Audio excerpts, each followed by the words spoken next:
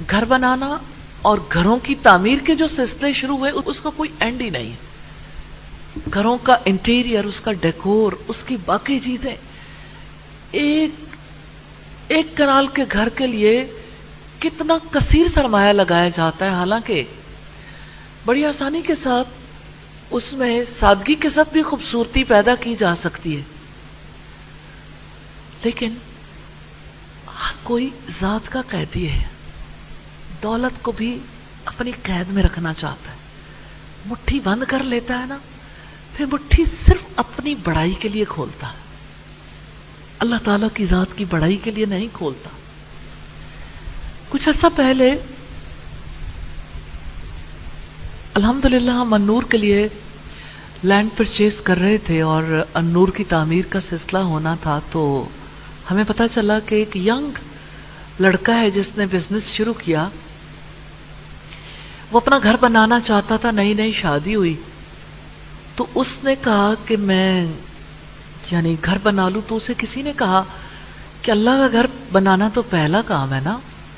اب وہ جانے کون تھا جس نے کہا ہوگا، تو اس نے ٹیلی فون کیا کہ میں ملنا چاہتا ہوں.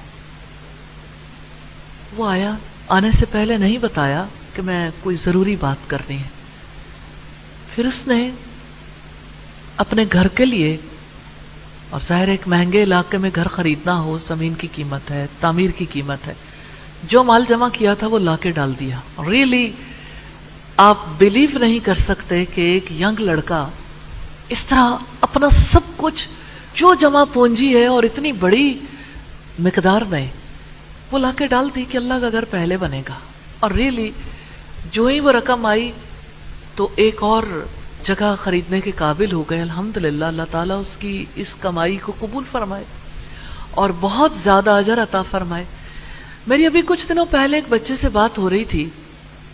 اس نے کہا کہ ایک بیوہ خاتون نے مجھے ایک میسج بھیجا اور اس سے کہا کہ میں نے کسی کے ساتھ کاروبار کیا اور انہوں نے، ہماری یہ بات طے ہوئی تھی کہ منتھلی وہ مجھے میرے مال کے 35,000 دیتے رہیں گے، سال کے بعد حساب کتاب ہوگا، پھر میرے اصل زر میں سے وہ منہا کر دیں گے.